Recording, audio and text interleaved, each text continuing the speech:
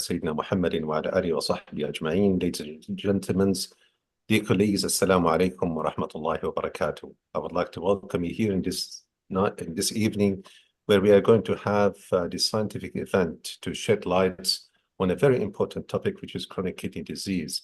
And this is, in fact, the second masterclass for the chronic kidney disease integrated programs that we started a long time ago.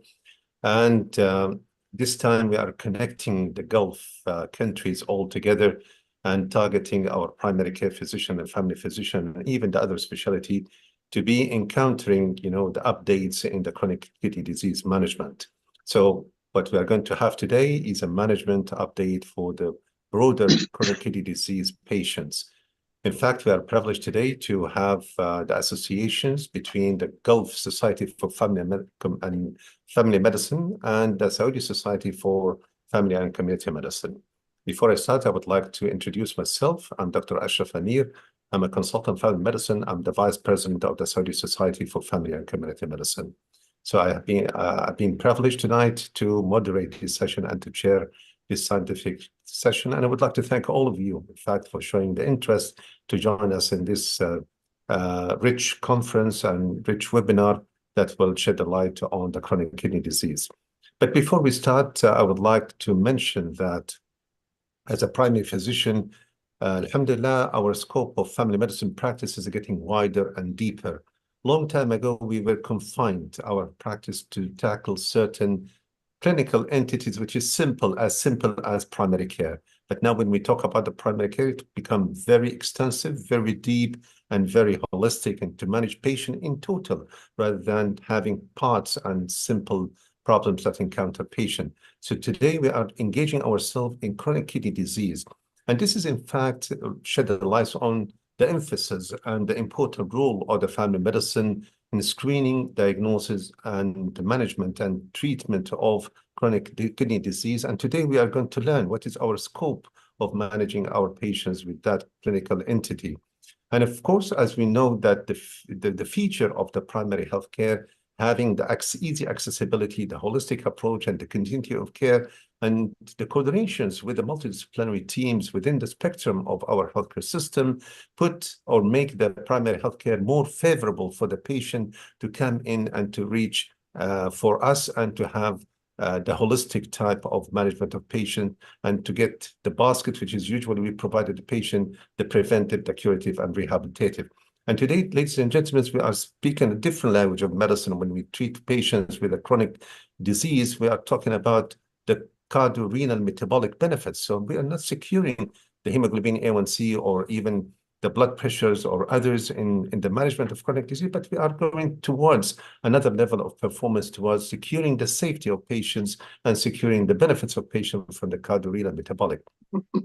And for this, we have been privileged, ladies and gentlemen, to have our guest speakers who are representing 3 different countries, Kuwait, Saudi Arabia, and Qatar. And I would like to thank them on your behalf to accept our invitation and to be part of this gathering, which I hope that it will be quite rich and successful for all of us. So we have Dr. Amna Shaquli.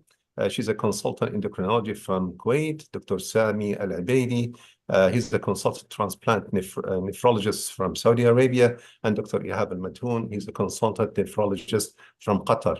So before we start, ladies and gentlemen, I would like to let you know how we are going to handle this scientific event. So please put your questions in the Q&A box. So at the end of the whole sessions, we are going to have a Q&A session. But after presenting each speaker, there will be some questions you will be able to answer it before the presentation, and then we repeat it again after the presentation, and we'll be having the results of the correct answers. So we'll be knowing exactly how these sessions was quite beneficial for all of you. So I hope you will enjoy this session, and it should be, inshallah, quite interesting for all of us. So I would like to present the first speaker, Dr. Ihab Al-Matoun. Dr. Ihab Al-Matoun, he's a senior consultant physician and nephrologist, clinical director of nephrology, Al-Waqara Hospital Hamad Medical Corporation in Qatar. He's assistant professor of clinical medicine in Cornell Medical School in Qatar. And Dr. Ihab, he's going to talk about understanding the cardiorenal metabolic system interconnectivities. So before that, I would like just to make sure that we are going to answer the questions, and I would like to leave the floor for Dr. Ihab. Thank you, Dr. Ihab, for accepting the invitations, and I would like to leave the floor for you, please. Assalamu alaikum, everybody. Good evening.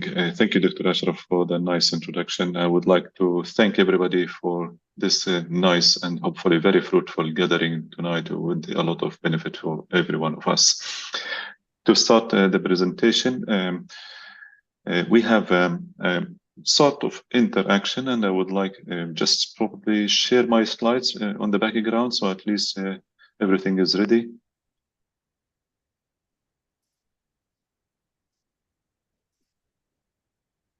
I'll share the slides and then we will start straight away, hopefully.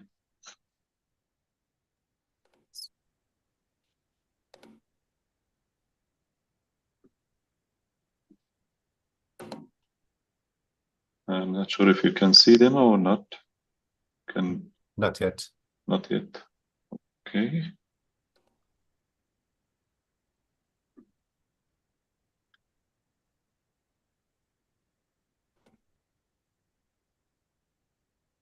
Sorry, 1 second.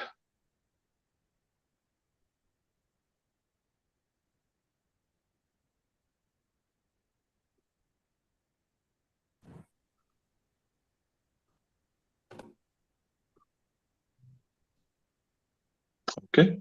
Yes, we can see. Hopefully you can see them now. Yes. Excellent. Yes. Thank you very much for that. Of course, would like to thank Boehringer Ingelheim for sponsoring this event, and it is a great pleasure for us to be together. I think, first of all, we'll have the questions, so we can go through them with our esteemed colleagues and participants. We can have them now on the screen, please.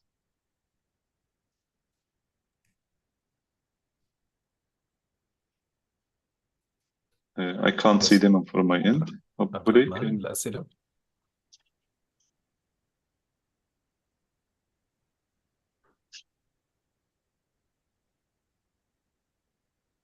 excellent. So we have the first question for patients with cardiorenal metabolic problems, and based on the emerging recent clinical evidence, it is more appropriate to manage the clinical risk of each entity separately. So the answer now is 66% true and 34% false. We'll go to the second question. Mr. Abdallah is a 55-year-old hypertensive patient with average blood pressure 135/84, BMI 27, and he also known to have gout with a hemoglobin A1C 5.9%. Lifestyle change and 5% weight loss is likely to be beneficial and improve his long-term risk. The ball showing 83% true answer and 17% false answer. And we can scroll down to the third question, whereas Mr. Samir is a 49-year-old patient who has known to have a well-controlled type 2 diabetes, heart failure with ejection fraction 45%, and he's asymptomatic. His recent urine test showed 2 pluses of protein, and his urine test will not have a prognostic value in his long-term future management as he's completely asymptomatic. The percentage for them are 48% true and 52, almost half between the true and false. So this is the beginning. At least we have a quick review about the picture from the participants. Shall I close it from my end, Mr. Abdurrahman? Yes. Excellent, brilliant, excellent. And that will be the beginning, and then we can navigate it through the slides.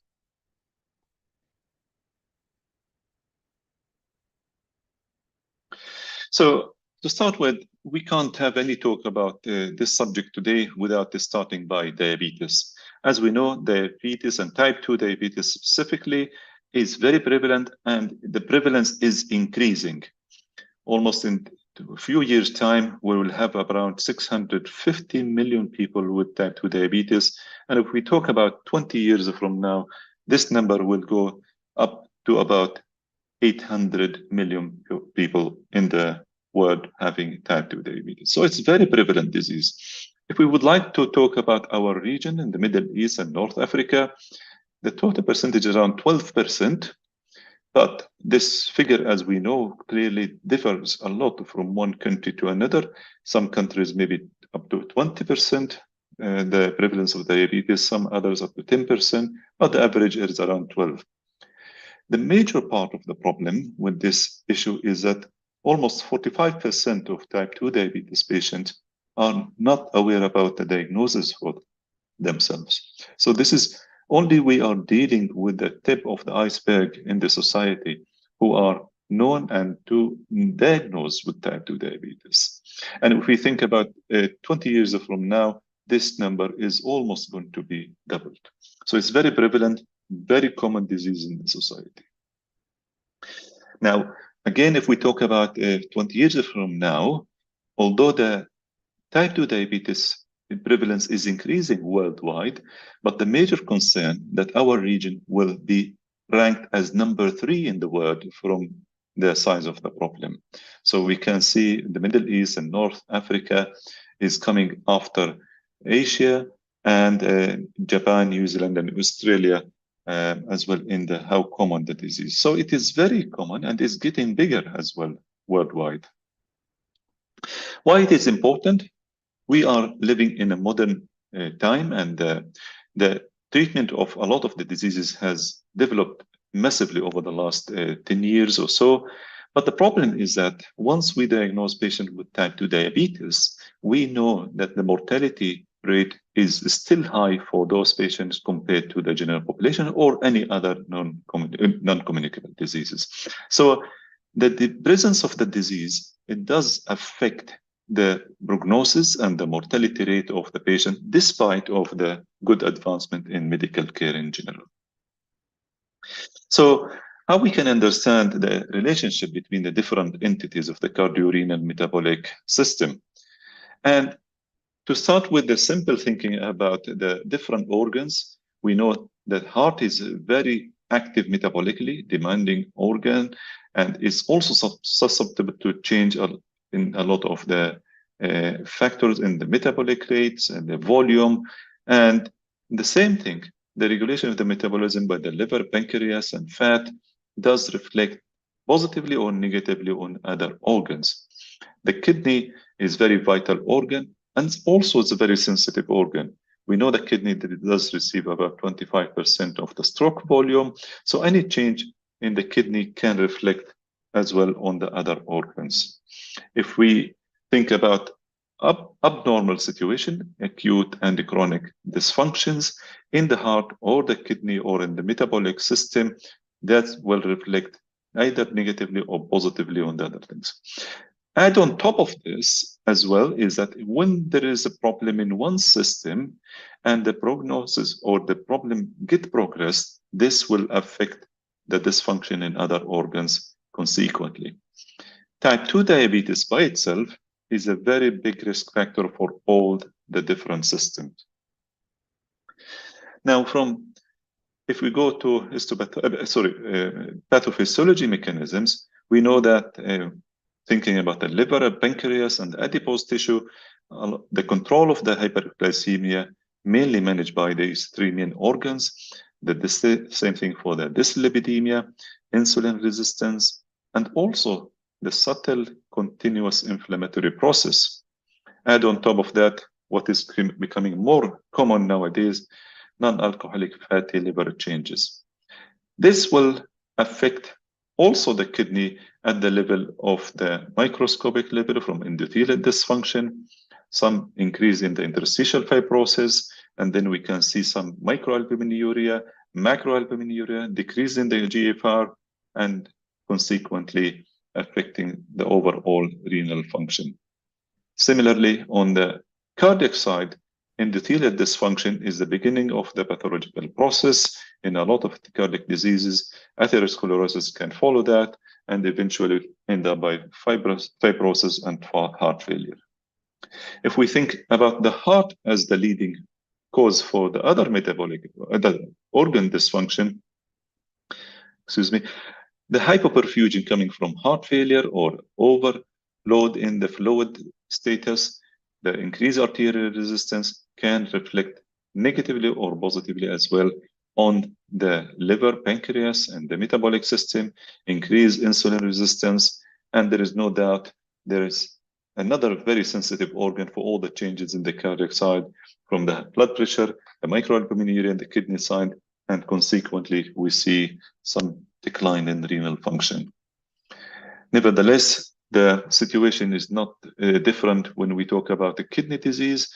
We know the kidney is controlled through a very meticulous system for blood pressure control, through the renal angiotensin system, the sodium control, the hypertension and blood pressure, and that will reflect also on the pancreas, the functionality of the different sensitive organ, and also the heart is very immediately or very quickly can get affected by the changes in the kidney status. Now, what I talked about, it is pathophysiology. Do we have some sort of translation for this problem on the clinical side, bedside? Yes. Now, for almost like 10, 15 years now, we have very well-defined the clinical entities reflecting what I just mentioned a few minutes ago. And we have a classification for the cardiorenal syndrome, starting from type 1, where there is acute cardiorenal changes. So in the setting of a heart failure, this will lead to acute kidney injury. If the situation is chronic, that can be claimed as a class type 2 of chronic cardiorenal syndrome. Type 3 is that when you have acute renal problem causing acute heart failure and acute heart dysfunction. And in type 4, it is a chronic type of situation affecting the two organs. And in type 5, where both of the major organs are affected before a systemic disease, and commonly we see that in sepsis. The underlying pathological mechanisms for both diseases, luckily and unluckily, are shared together. We know diabetes, hypertension, obesity, and dyslipidemia, all of these factors are a very big risk factor to have the start of the process of endothelial dysfunction. At the level of the kidney, we can see that can be translated as microalbuminuria, followed by macroalbuminuria, consequently decrease in the GFR until we reach end-stage renal disease.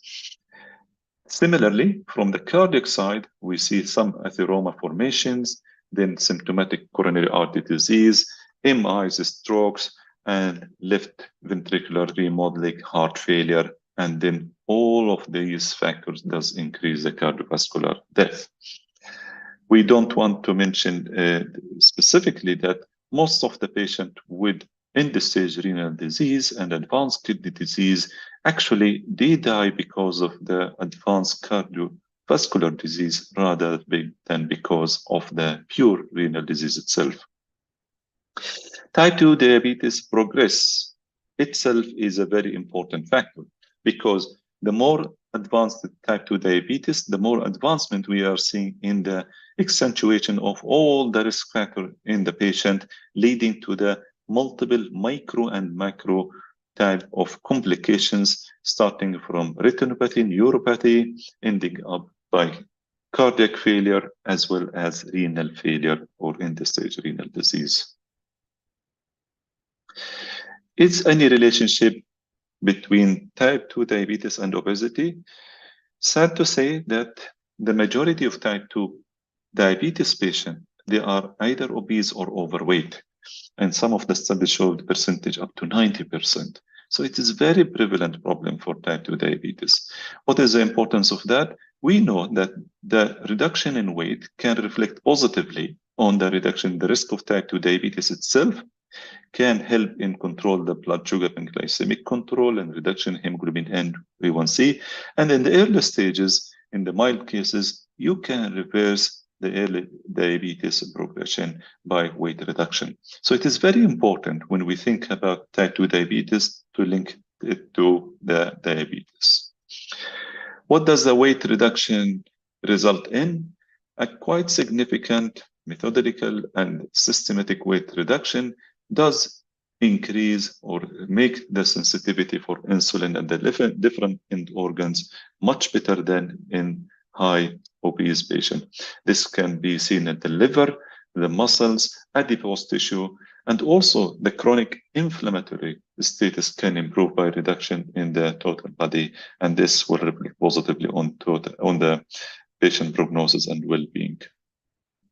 Now, the degree of the weight reduction also correlates very well with the improvement in the risk factors as well as the diseases. Starting from mild weight reduction, 5% of the weight can reflect positively on the hypertension and hyperglycemia. And as we progress in the weight reduction, this also can have a more better and higher level of benefit, even at musculoskeletal problems, urinary incontinence, and if it is a quite systemic and continuous weight loss for any obese patient, we can see some remission in type 2 diabetes, reduction in mortality, and reduction in heart failure incidence and comorbidities as well.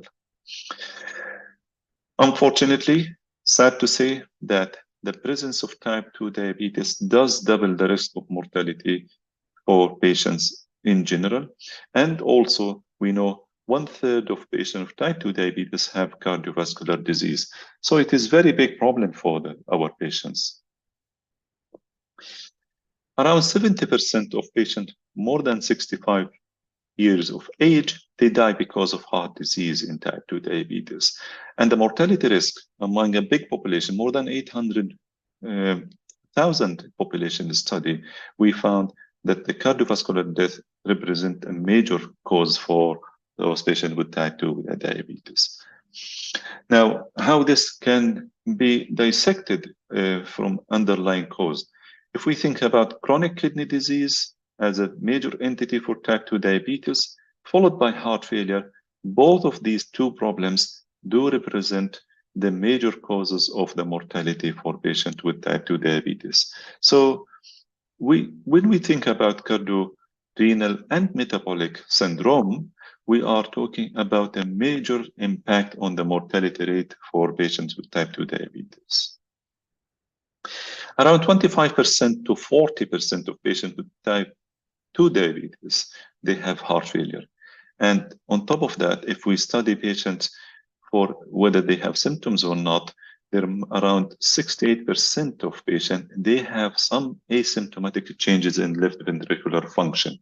So almost like 2/3 of the patient with type 2 diabetes, they have some change or another in the left ventricular function. So this is very, very serious illness and does affect patient cardiovascular disease. It's very early stages as well, before patient becomes symptomatic. If we talk about the kidney itself, again, the same picture is there. From the renal side, there's about 50% of patients with type 2 diabetes have evidence of chronic kidney disease. Either we talk about albuminuria or impaired GFR, or both of them. If we look at the graph on the side here, we can see that the more progression and the duration of the disease, the more percentage and the chances of having proteinuria. But what is sad to know about it is that at the time of the diagnosis, as we see at the beginning of the graph, around 7% of the patient, they already have proteinuria. So they already have a progression in their disease from nephrology point of view, from renal point of view, at the time of making diagnosis. And this is something we would like to improve for our patients. From the United States data, we know that diabetes is the most prevalent cause of the underlying disease for patients who are on renal replacement therapy. This is followed by hypertension, which is very strongly related as well to diabetes itself. And worldwide, yes, the number of patients on renal replacement therapy is increasing, but also if we think about region by region, we can see that Asia is very common, and the numbers are going to be doubled in a few years' time from now. And the same thing in North America and Europe, the same situation reflecting for the whole world. So over 20 years period of time, we are dealing with a doubling of patients who are reaching end-stage renal disease requiring renal replacement therapy. When we say renal replacement therapy, we talk about dialysis or transplantation, of course. Why diabetes is important? Again, because this graph shows us the start of having diabetes by itself without any complication does increase mortality. And the more you add of finding for the patients starting from albuminuria, you can double the mortality rate for patients. And if you have some impairment in GFR, this will increase the mortality rate as well further. At having diabetes with albuminuria and reduction in GFR, you're almost saying that 50% survival rate for those patients by making this type of collection of diagnoses.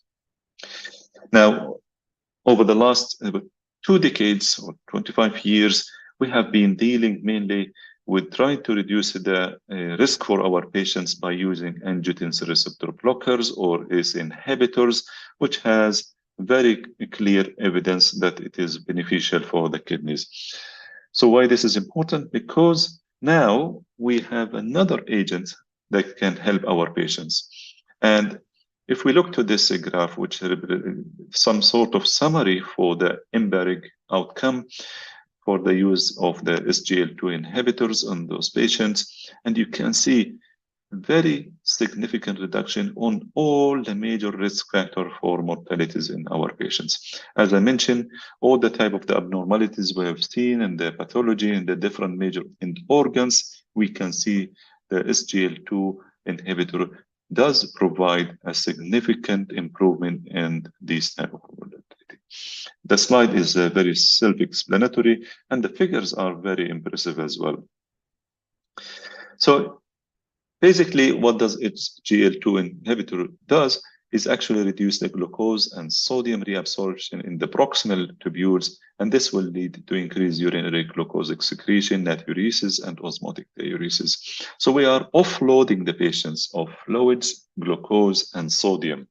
And these are the major factors how those drugs contribute to our patients. If we would like to think a little bit more in depth about the exact mechanisms, by having glycosuria, this will reduce the weight consequently over a period of time, reduce the fat mass for the patient, increase cardiac contractility, and also decrease the inflammatory status for our patients. Also, reduction in the hemoglobin A1C does contribute positively for the long-term risk reduction. We don't forget as well the uricosuric, decrease plasma uric acid, and this also has a role in decreased atherosclerosis. As we know, hyperuricemia is a part of a syndrome rather than only just increased uric acid level. On the other side as well, by decreasing sodium and fluid overload status of the patient, that will improve blood pressure, reflect positively on the plasma volume, the myocardial stretching and contractility, ejection fraction, and consequently on the whole well-being of our patients. So in addition to the ACE inhibitor, angiotensin receptor blockers, which have proven efficacy on the long term, we use statins, but SGLT2 inhibitors add another cornerstone in the management of the cardiometabolic renal problems for our patient with a mixed disease. Now, this is not something that has been ignored, but actually has been emphasized over the last few years by all the major professional bodies, either from diabetes side, endocrinologists, from the nephrologist side, European Society of Renal Disease and Nephrology and Transplantation, the European Society of Cardiology. So all the major professional bodies are recommending the use of SGLT2 for risk reduction for our patients. Towards the end of my talk, I would like to emphasize about the importance that we should think about our patients comprehensively as a one house full of problem and we would like to tackle all the problems together. We talk about glycemic control, we talk about the blood pressure management, lipid management, and reducing the overall risk for the patient on top of the lifestyle modification, looking for a better prognosis, better well-being for our patients. So when we dissect the different interventions levels, in addition to blood sugar control, now we are moving forward for a comprehensive and holistic type of risk reduction. We are very meticulous in reducing the lipids for our patients because we know with the strong evidence that lipid reductions for type 2 diabetes patient specifically and in general for high-risk patient does improve the prognosis. Lifestyle modification does reflect positively, but more specifically at the level of the kidney itself by the use of the different agents available for us now, SGLT2 inhibitors, we reduce the long-term risk for the patient, whether they are diabetic or even if they are not diabetic, but they have other entities of mixed problems that we have a proven evidence to support our patient. So by this, I would like to conclude my talk by mentioning that cardiorenal metabolic syndrome is interrelated. All the elements are connected to each other, and dysfunction in one organ will reflect consequently on the other organs. Type 2 diabetes and cardiovascular disease, heart failure, chronic kidney disease, they are not separate diseases. They are related to each other and interrelated to each other, and more of a risk in patients with type 2 diabetes. Holistic approach for type 2 diabetes specifically is very essential in the long-term management of those patients. And we have a very strong guidelines locally and internationally recommending the use of proven medications for risk reduction, including SGLT2 inhibitors. By this slide, I would like to thank you for listening to me today. And I think as we planned, we can put the questions back again for rethink again about the same questions after we listen to the talk. Thank you. Thank you so much, Dr. Rehab, for this wonderful presentation. Now I will leave you with the polling questions. Thank you. A second time. So I think we read them already, and they're very obvious on the screen for our colleagues. Excuse me. So for the question number 1, whether it's true or false, and the same thing for question number 2 and 3. I'll move the questions a little bit so we can see question number 3 completely.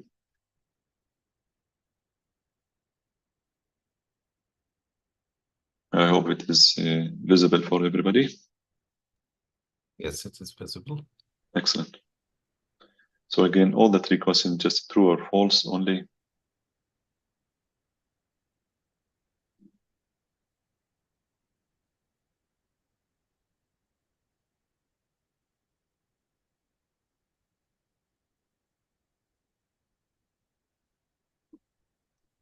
ممكن ناخذ الإجابة.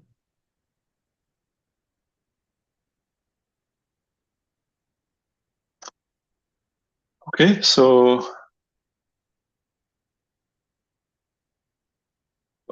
if we just go through the question, for patients with cardiorenal metabolic problems and based on the emerging recent clinical evidence, it is more appropriate to manage the clinical risk of each entity separately.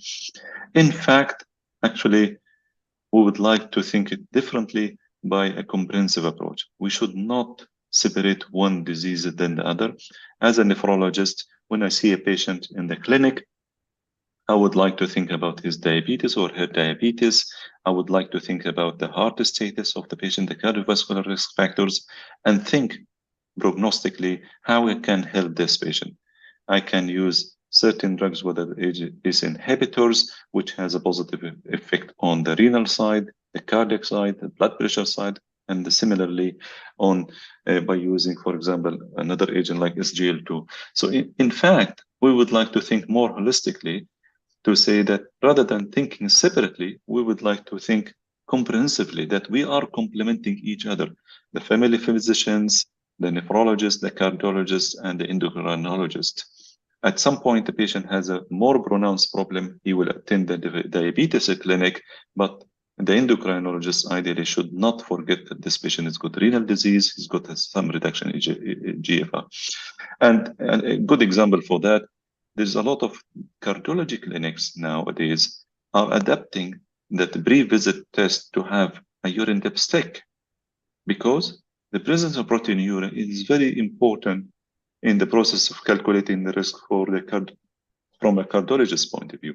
So I think this is more or less is a false statement, understanding the current evidence and how we should think about our patients. I'll move to the second question. Abdullah is a 55-year-old hypertensive patient, reasonably controlled blood pressure, can be better, a little bit overweight, and he's also has got hemoglobin A1C 5.9, so it's just borderline with gout. There's no doubt, as we saw, the more weight reduction in his or reaching an ideal weight on the long run, this can be beneficial for him. So the answer is correct, is true, as the majority of the colleagues have answered. And if we move to the third question for Mr. Samir, 49-year-old gentleman, type 2 diabetes. He has some reduction in ejection fraction, but significantly, he has got 2 classes of protein. And this is something is quite important. So we would like to take that in consideration when we assess the patient. Is not, even if he's asymptomatic, is accumulating risk factor, which will affect his long-term prognosis.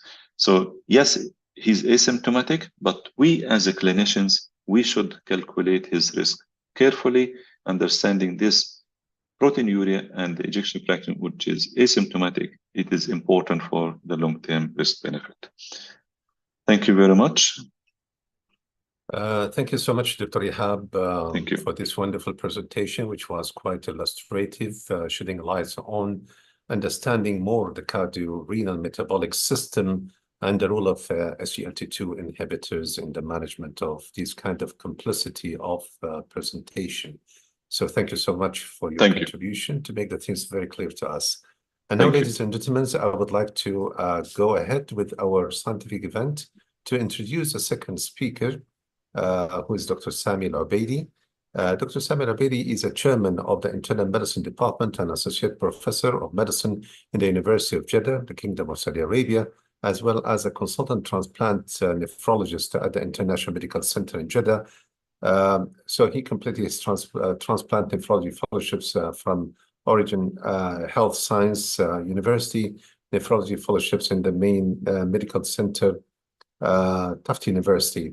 So Dr. Sami will speak about the IMPA kidney providing care for broader chronic kidney disease patient, highlights from the Kidney Group 2024.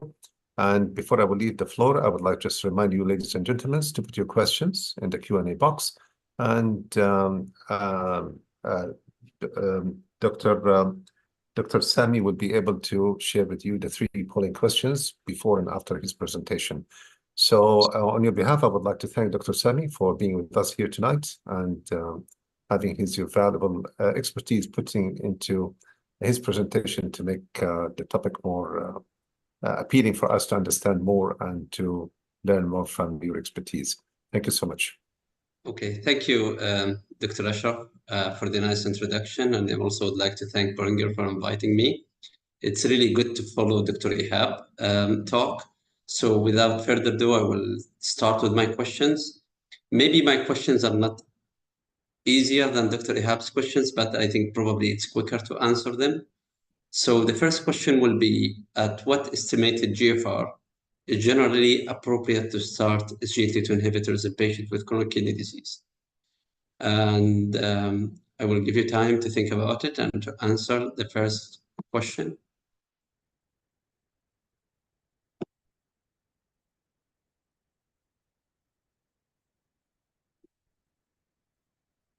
All right, so moving to the next questions, when should we stop SGLT2 inhibitor as GFR declines?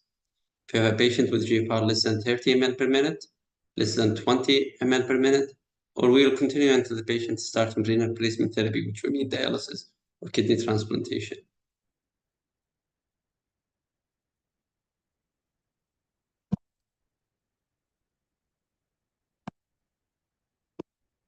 All right, so the last question will be, what is the typical reduction of hemoglobin A1C level when using SGLT2 inhibitors in patients with GFR less than 45 ml per minute?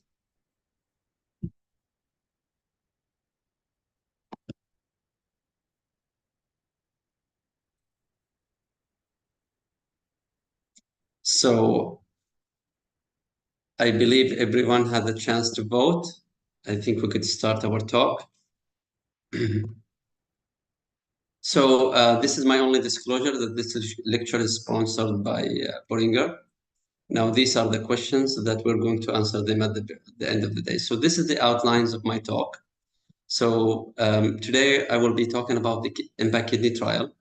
We'll be discussing the trial rationale and design, and also we'll be talking about disposition baseline characteristics. And then we'll be discussing the results of the trial, including the efficacy outcomes and the safety outcomes. And then I will have the summary of the trials. Then I will have a few slides talking about the most recent meta-analysis, and then we'll be discussing the KDIGO guidelines. Now, CKD is considered to be, all right, I think, are we going to see the answer of the poll, or we'll wait till the end? If it's possible, let's have the results of the first poll. عبد الرحمن ممكن تعرض؟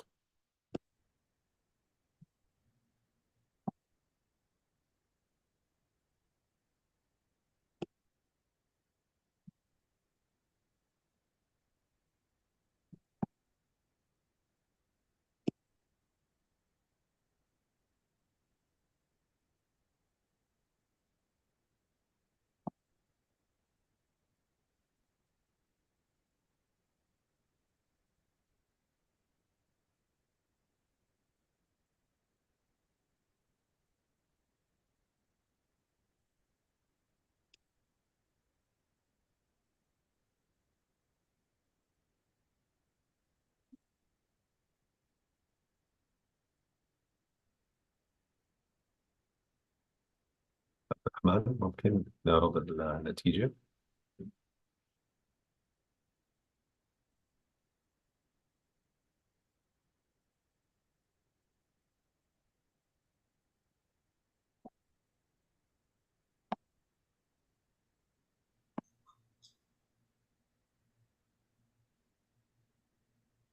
Dr. Sadi, for the sake of the time, we can go ahead once we are ready, so we can put it in between. Sure. We have it now. I think we have it. It's gone. عبد الرحمن. نقدر نعيدها ثاني؟ Sure. Okay. All right. So.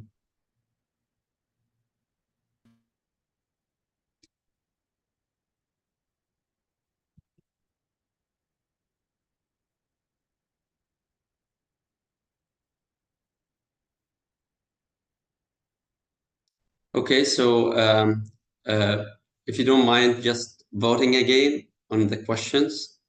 So the first question, what estimated GFR is appropriate to start SGLT2 inhibitor? The second question, when shall we stop SGLT2 inhibitors as GFR declines? The last question, what is the typical reduction in hemoglobin A1C levels when using SGLT2 inhibitors with patients with GFR less than 45 ml per minute? Could you please vote now so we could see the results?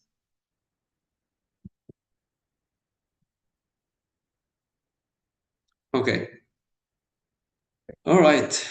Interesting. I think we're going to learn a lot during this meeting. So just remember the questions and the answers so you could answer them correctly after I'm done with my talk. So most of the participants choose GFR more than 60 or GFR more than 45 for the first questions. When do we start? For the second question, when do we stop SGLT2 inhibitors? I think we have a good split between the three answers. And for the last questions, I think most of the participants used choose the first answer, which is minimal reduction in hemoglobin A1C, 0.2 to 0.5%. All right, so we'll go back to this question at the end of my talk. Now, CKD is a major public health issue. It's considered to be a hidden epidemic, as we have 1 in 10 adults with chronic kidney disease, almost 50 million people living in this planet with chronic kidney disease. This is a major problem, as we have increased risk of mortality in those patients, and we have almost 5 to 10 million people die every year from chronic kidney disease. Most of them, they die from cardiovascular disease or infection. Now, in addition to that, CKD is the leading reason for increased hospitalization and also healthcare resources utilization. It's a very expensive disease to take care of. Those patients, they either need to end up in dialysis, which is quite expensive, or they will require renal replacement therapy, which really put further strain in the donor and dialysis infrastructures in the countries. Now, in our region, the most common cause of chronic kidney disease, as alluded by Dr. Ihab earlier, was going to be diabetes and hypertension. Now, this is from the advanced trial, which included about 10,000 patients with type 2 diabetes. They looked at the correlation between reduction in GFR and increased albuminuria and the risk of cardiovascular death and kidney events. And what they found that reduced GFR and increased albuminuria are independently associated with increased cardiovascular death and kidney events, especially with patients with GFR less than 60 and severe albuminuria. Now, as I mentioned earlier, CKD is associated with significant morbidity in those patients. After adjusting for all-cause hospitalization in those patients, if you compare a patient with CKD and no CKD, there is 4 times the risk of hospitalization. And once the patient has a stage 4 or 5 CKD, they have 12 times risk of hospitalization. Again, this is increased pressure in our healthcare system. Now, the IMPACT-KidNey trial was conducted in 8 participating countries, 2 of them in North America, United States, and Canada. And we have 3 countries in Europe, UK, Germany, and Italy, and 3 countries in Asia, including China, Japan, and Malaysia. Now, it was designed to investigate whether empagliflozin reduce the risk of kidney disease progression and cardiovascular death. They included almost 6,000 patients with chronic kidney disease, with or without diabetes. And they randomized patients to either to have to be in empagliflozin plus standard of care, which we'll talk about later, or placebo plus the standard of care. The outcomes measured in this trial, the primary outcomes were kidney disease progression or cardiovascular death. Kidney disease progression were defined as either end-stage renal disease, which is defined as initiation of renal replacement therapy, including dialysis or kidney transplantation, or renal death, or kidney disease progression, function loss, which is defined as sustained reduction, more than 40% decline in GFR, or GFR less than 10 ml per minute. So they included patient, adult patient with evidence of chronic kidney disease as defined by CKD guidelines. They included patients with GFR more than 45 and less than 90. They were supposed to have albuminuria more than 200, or patients with GFR equal or more than 20, less than 45, with or without albuminuria. All patients should be a single agent TRAS inhibitor, unless it's not tolerated or contraindicated. Of course, the excluded patient who's taking SGLT2 inhibitors. The exclusion criteria, including patient currently taking SGLT2 inhibitors, or patient with type 2 diabetes with prior atherosclerotic cardiovascular disease with GFR more than 60. And they excluded them for a clear reason, that those patients, these population studies in the previous trials, and the SGLT2 inhibitors was beneficial for them, so it was unethical to randomize them. They exclude patients with dual RAS inhibitor, and what's the important part that they did not exclude patients currently taking oral immunosuppression unless they have IV immunosuppression or taking huge doses of prednisone, such as 45 milligram of prednisone. That's allowed them to recruit significant number of patients with glomerular diseases. And of course, they excluded patients already in dialysis or kidney transplantation or polycystic kidney disease or type 1 diabetes. Now, in March 2022, the Data Monitoring, the Data Safety and Monitoring Committee recommended to stop the trial due to early positive efficacy after both pre-specified condition, which was 150 participants had experienced end-stage renal disease. And what's the interesting part that all the trials of the SGLT2 inhibitors done in chronic kidney disease patients were stopped early due to positive efficacy. So the median follow-up for the trial, the median follow-up for the trial was about 2 years. Now, EMPA-KIDNEY enrolled broad spectrum of CKD population, and especially patients with lower GFR. And what's the difference between the EMPA-KIDNEY and the previous trial? That the EMPA-KIDNEY included patients with lower GFR, lower than 25, up to 20%, and they also included patients with no albuminuria. And you could see that they included patients with high risk for progression. So, so they recruited almost 6,600 patients. They were randomized to receive either empagliflozin or placebo. Almost more than 99.1% of patients completed the study with median follow-up of 2 years. Now, if you compare the baseline characteristics, they were similar between both groups. And what's the interesting part that more than 50% of them had no diabetes. Only patients with diabetic kidney disease were 31%. And we have a significant number of patients with glomerular disease. And probably this is one of the largest glomerular disease trial that we had in years. And patients with hypertension, renal vascular disease, about 20%.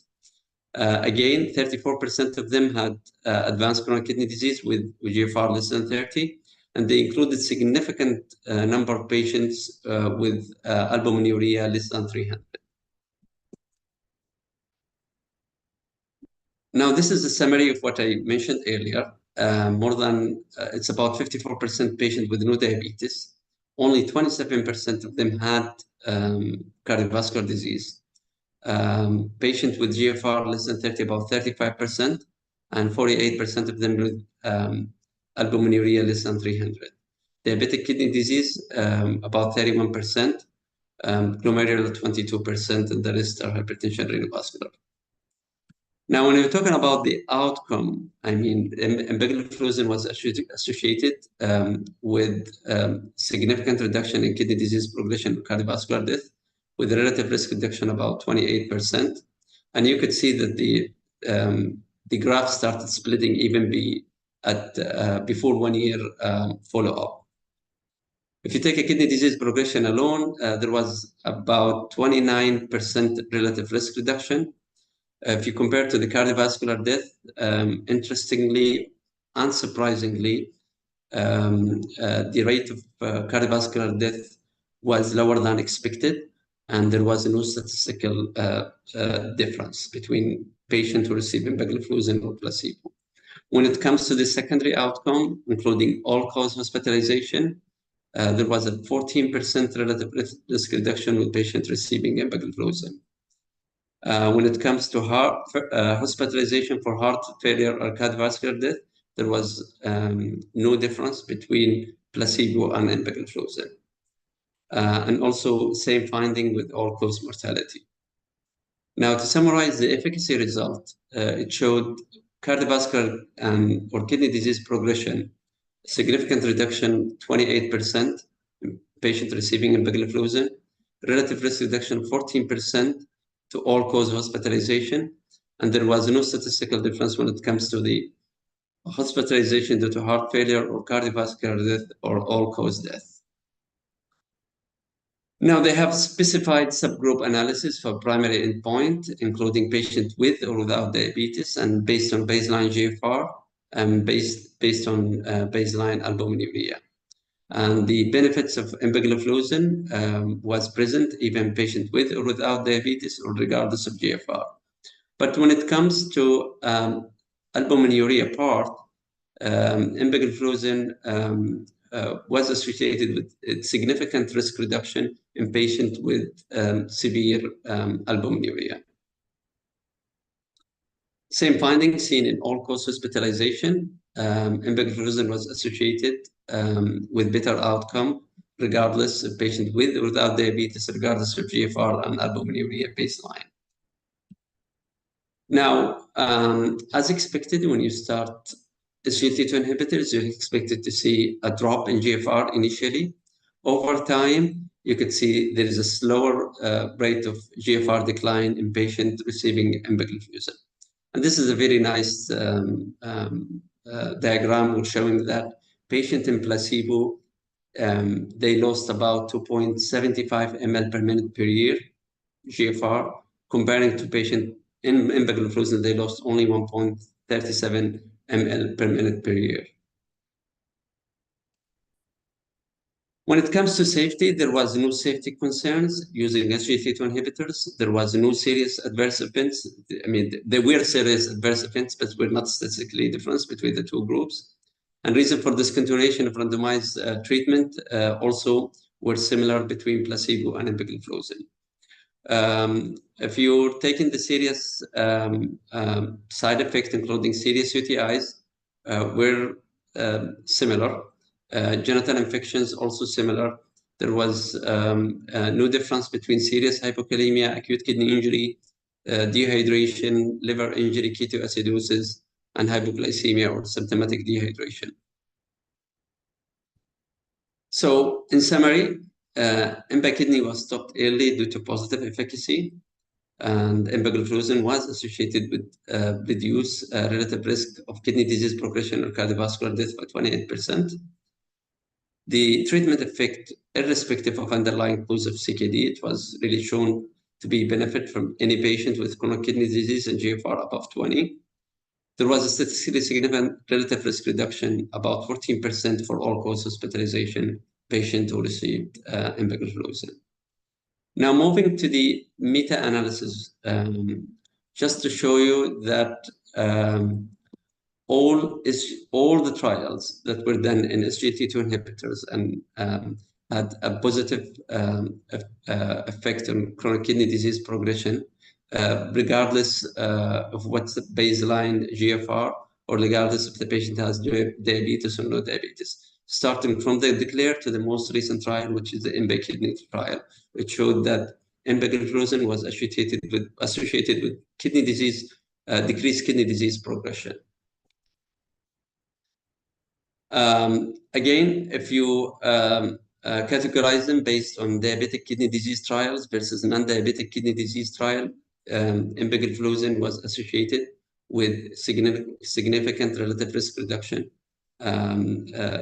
regardless of the etiology or the primary cause of kidney disease. Now, what's the interesting part also, that this meta-analysis showed that acute kidney injury is lower in patient who's taken SGLT2 inhibitors. And this is what's completely different from what we understood earlier, that with the reduction of GFR when you start SGLT2 inhibitors, maybe there is increased risk of acute kidney injury. But actually, our trials showed that acute kidney injury was lower in patient taking SGLT2 inhibitor. Now, this is a holistic approach for improving outcomes from the KDIGO guidelines, the most recent one.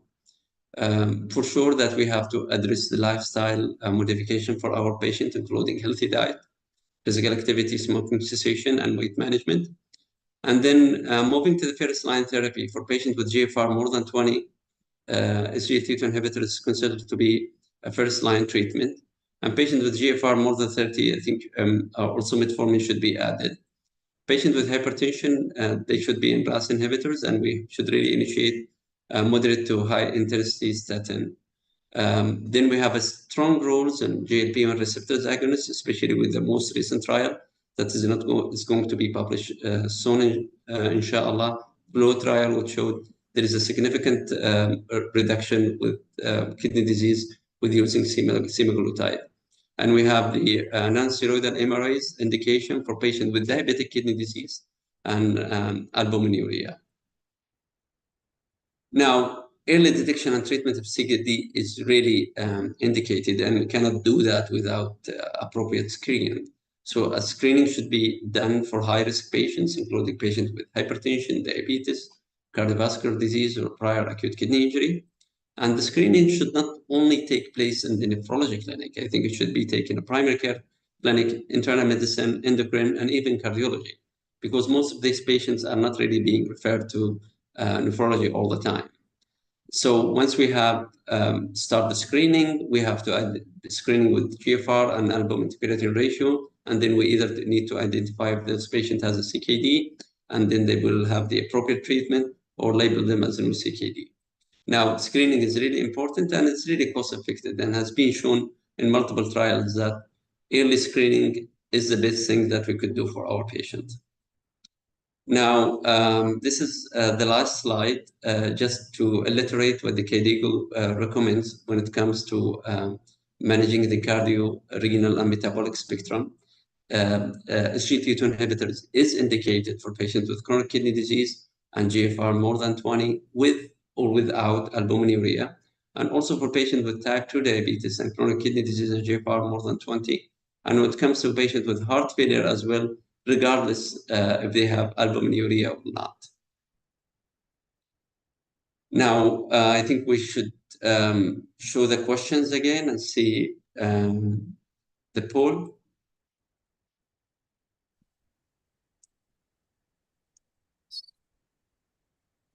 Thank you so much, Dr. Sami, for this wonderful presentation. And Abdurrahman, please, we'll go for, again, we'll show the results. All right, so the first question, when do we start? When can we start SGLT2 inhibitors with chronic kidney disease patient? At what GFR? Second question, when should we stop SGLT2 inhibitors at GFR declines? The last questions, what is the typical reduction in hemoglobin A1C levels when using SGLT2 inhibitors? Maybe I did not mention the answer of the last question, but we'll talk about it now.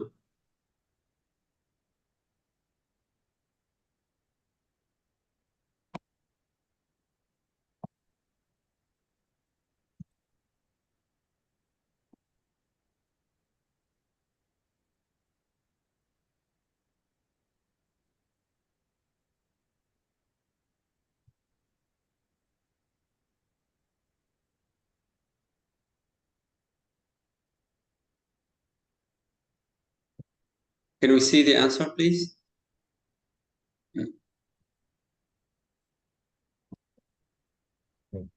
Okay. All right. I think, all right. So when we talk about the first question, it's clearly that from the MBA kidney trial, they included patients with lower GFR. So we can't start SGLT2 inhibitors even if the GFR more than or equal 20. So the correct answer will be GFR more than 20. Now, when should we stop SGLT2 inhibitors as GFR declines? It's clearly from all trials, including Credence, DABA, CKD, and EMBA kidney, they continued SGLT2 inhibitors till the patient started on renal replacement therapy, either in the form of kidney dialysis or kidney transplantations. And now we even have trials talking about using SGLT2 inhibitors in dialysis patients. I think it's mainly talking about safety trial, because we know those dialysis patients, probably they will not benefit from SGLT2 inhibitors when it comes to the kidney outcomes, unless that we can save what we call residual kidney function, but they might have benefits when it comes to the cardiovascular protection. So we will wait and see what's the result of these trials.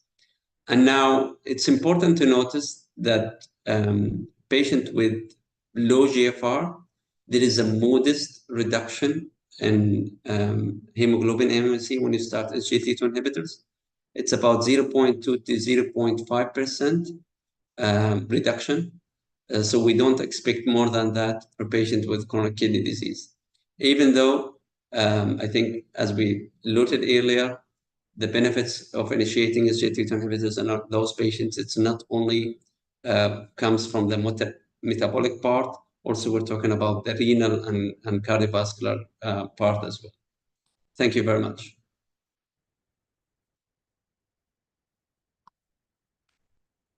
Thank you so much, Dr. Sami, for this now we'll go to the third speaker, Dr. Amna Shakouni. Dr. Amna, she's a consultant in endocrinology and bone metabolism at Adan Teaching Hospital in Kuwait.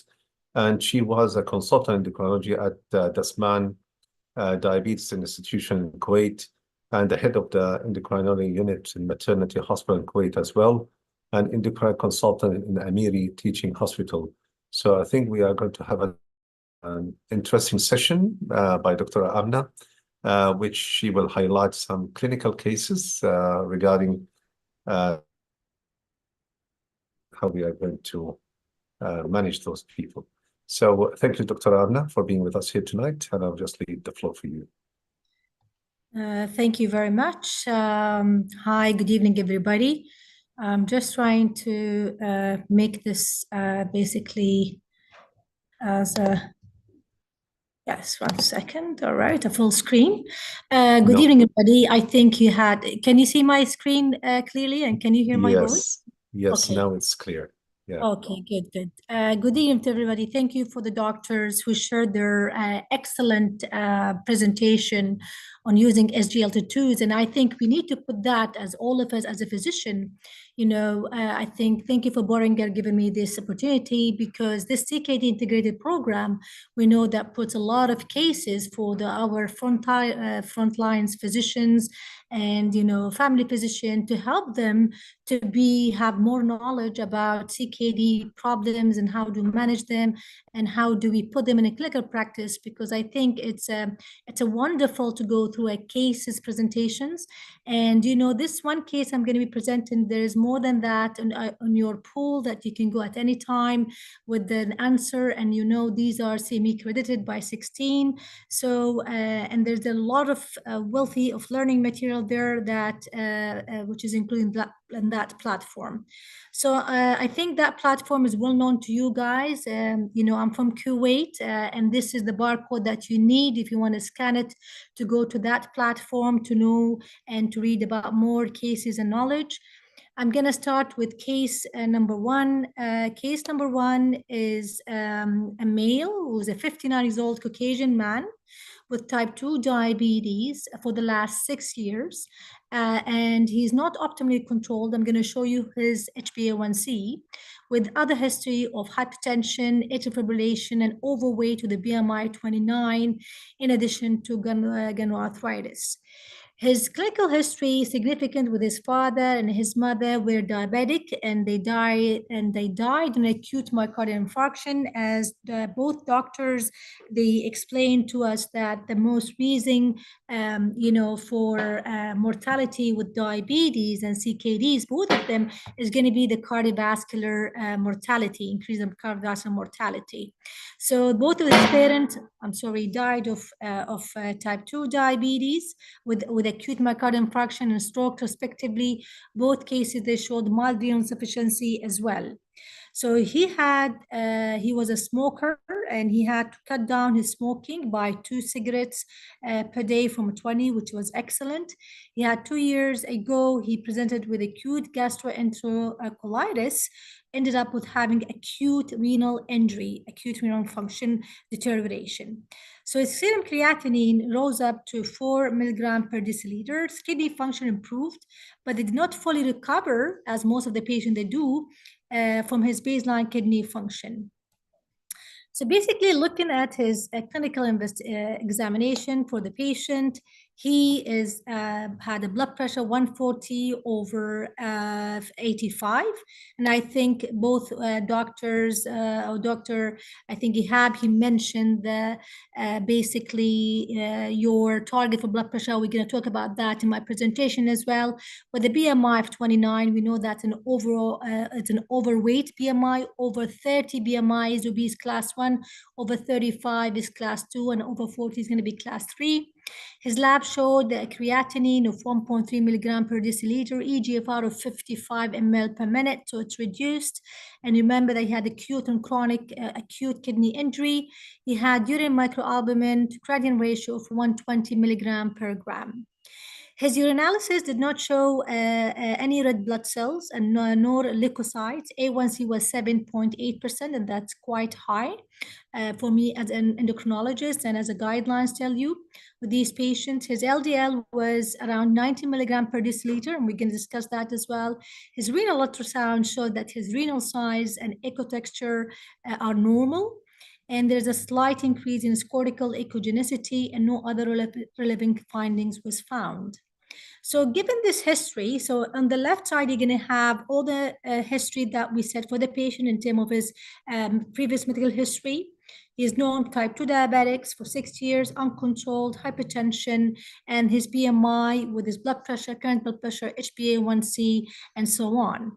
So question is going to be that we're going to have now, what are the non-modifiable risk factors for renal progression presented by our patients? So we have A, male sex, B will be diabetes, C is obesity, D is going to be high family history of cardiovascular disease, a burden, and CKD. E is albuminuria. I'm not quite sure if we're going to be having pool about this question, my questions, or shall I just proceed with my answer in general? All right, so just to answer, okay, we're going to go through my answer. So the correct answer, I'm going to show you what are the modifiable risk factors. So if you look at the chronic kidney disease and modified and unmodified risk factors, obviously things that you cannot change, these are the unmodified risk: your age, your gender, your ethnicity, your genetic component, your low birth weight. That's sort of a risk factors for unmodified risk factors for kidney disease. In terms of modifiable risk factors, going to be drug toxicity, diabetes, hypertension, dyslipidemia, hyperuricemia, obesity, urinary tract infection, and autoimmune disease. So if we're going to go back, I'm just going to go back to my previous slides. If you look at these slides, then what are the basically the non-modifier is going to be A, your being as a male. Non-modified risk factors is going to be and high risk for family history of cardiovascular disease, which is unmodifiable risk factor as well. So these are sort of the questions for number one is going to be A, and basically your high risk for cardiovascular risk from your parent. Question number two, giving his history now. If this patient is having a modified risk factors for renal progression are optimally controlled, and are they controlled optimally in our patient? Remember that his blood pressure was basically 140 over 85. If you look at the glucose, which is HbA1c of 7.8, and if you look at his dyslipidemia, if you look at the LDL, which was basically 2.3, which was 90 grams. So and for this question, again, we think if you look as our target for the patient, these patient modified, they are not basically modified for him. In terms of blood pressure control, it's not controlled, glucose, dyslipidemia,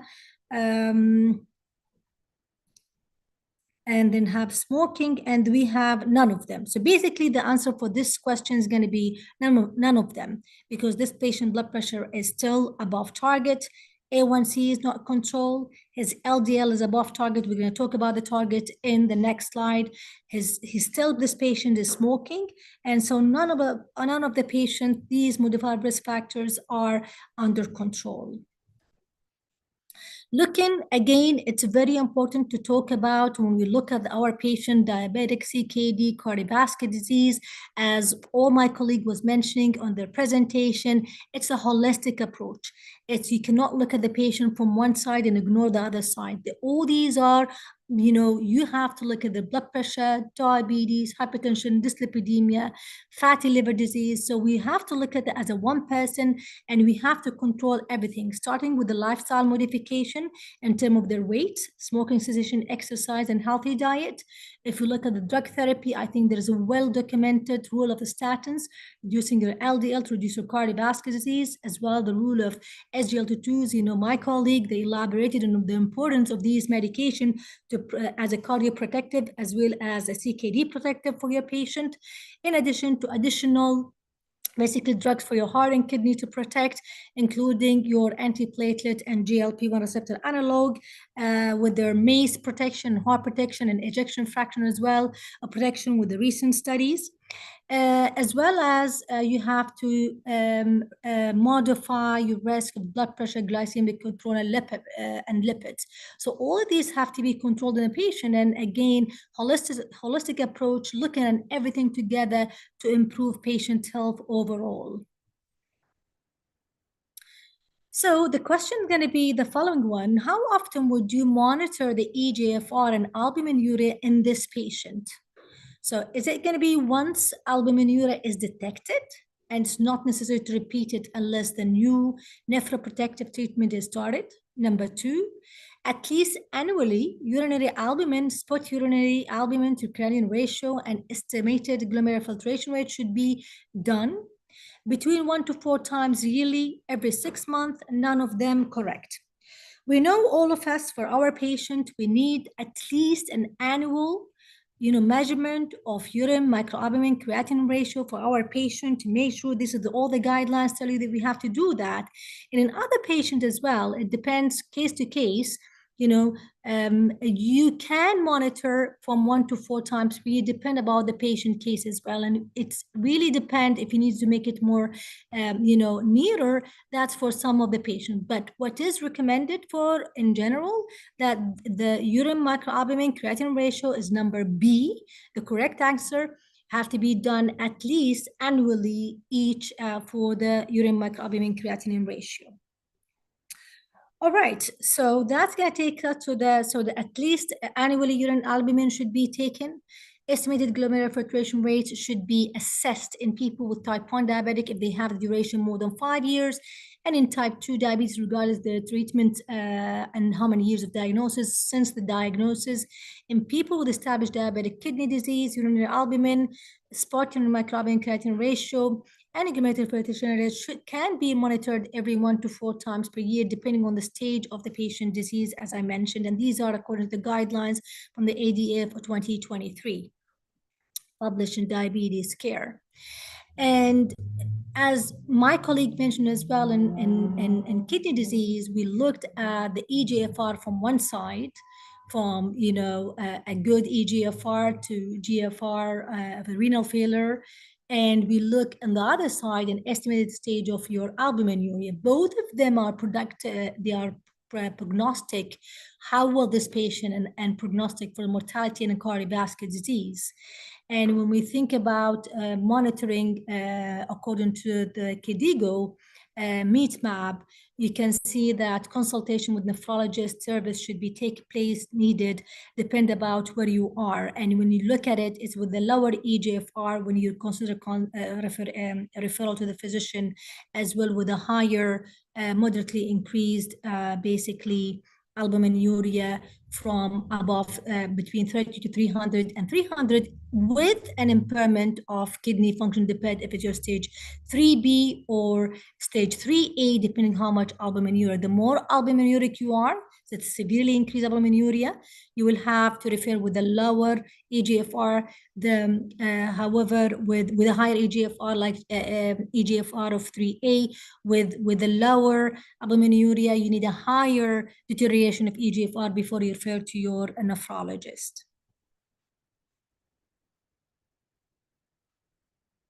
So looking at his eGFR for this patient, we say the 55, and I think several times we, for this patient, we showed the eGFR, graded as well as albuminuria. So this patient have an eGFR of 55 ml per minute. So does he end with albuminuria of 120 milligram per gram? So does he represent CKD stage 2 with the albuminuria 3? CKD stage 3 with the A2, CKD stage 3A with the A2, CKD stage 3B with the A1, or CKD stage 3A with the A1. The correct answer, if we go back to our basically eGFR, it's going to be CKD stage 3A and A2. Again, if I show you the criteria for diagnosis and risk stratification for CKD, eGFR was 55, so he's going to be here, CKD stage 3A, with albuminuria of 120. That's going to be here between 30 to 300, so he is eGFR CKD 3A A2, and that's the correct answer for this question. The following question is going to be for this patient. The prevalence of albuminuria in CKD of type 2 diabetic patient. How many people with CKD they will have albuminuria? A is 5%, B 5 to 10%, C from 10 to 20%, and D 20 to 30%, and more than 30%. And the right answer is going to be between 10 to 20%.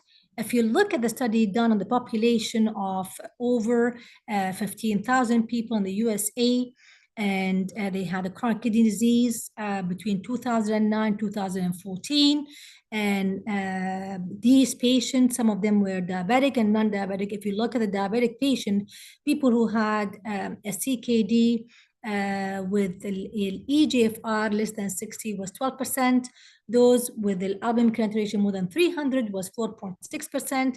If they had an ACR more than 30% was 16%, and any kidney disease was 25%. So basically, the question was, the answer was between 10 to 20% of these people, they will end up with microalbuminuria, people who have CKDs. Question number 6, which of the following statement is correct in relation to CKD non-albuminuric diabetes patient? Among patients with diabetes type 2 and reduced eGFR to 39 to 52% are non-albuminuric. The prevalence of non-albuminuric CKD raises with age. The prevalence of non-albuminuric CKD is consistently higher in women than in men. In diabetic patient with a CKD, normal levels of albumin excretion is associated with the absence of diabetic glomerulopathy, histological, vascular, and tubular interstitial disease. Hypertension, dyslipidemia, and tobacco smoking habit are frequent risk factors present in a non-albuminuric diabetic patient with a chronic kidney disease. So what do you think? What are the sort of the answer for this question?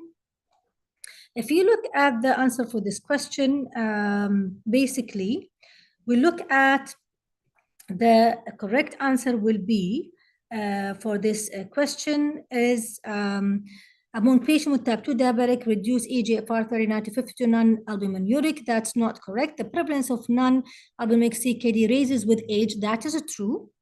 The prevalence of non-albuminuric CKD considered higher in men than women. It's not correct. The diabetic patient with CKD normal levels albumin excretion with the absence of diabetic glomerulonephropathy, histological, that's not correct. Hypertension, so basically E, B, and E is the right answer for this question. So among patients with type 2 diabetes and reduced eGFR, 39 to 50% are non-albuminuric. That's a correct answer. The prevalence of non-albuminuric CKD raises with age in parallel with the albuminuric CKDs, is less frequent among diabetic versus non-diabetic cohort, indicating that the probably not simply due to age-related sentience of the kidney. The prevalence of non-albuminuric CKD is consistently higher in women than in men in general as well. So these are the correct answer. Other factors associated with the presence of non-albuminuric diabetic kidney disease include we have RAS inhibition, hypertension, dyslipidemia, and smoking.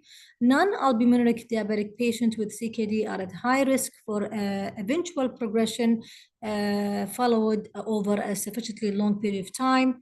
In the United States, the crude incidence rate of kidney failure for non-albuminuric CKD is approximately 7.4 cases per 1,000 persons per year.